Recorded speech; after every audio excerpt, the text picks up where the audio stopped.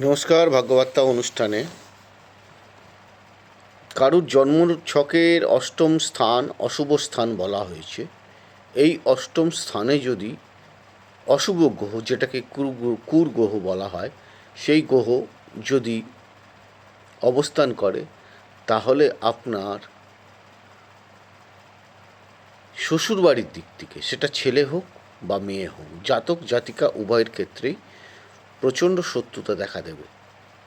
আর একের অধিক যদি গ্রহ বেশি বসে থাকে, সেক্ষেত্রে কিন্তু পারিপার্শ্বিক কর্মক্ষেত্রে এবং বিভিন্ন জায়গায় আপনার শত্রুতা তৈরি হবে এবং সেখান থেকে আপনাকে সতর্কতা অবলম্বন করতে হবে।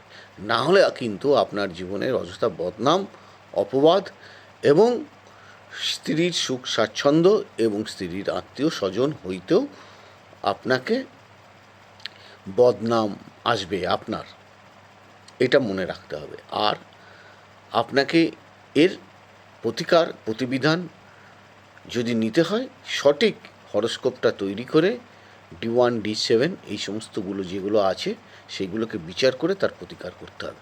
ভালো থাকুন, সুস্থ থাকুন। জয় মা তারা। রাধে রাধে বলুন।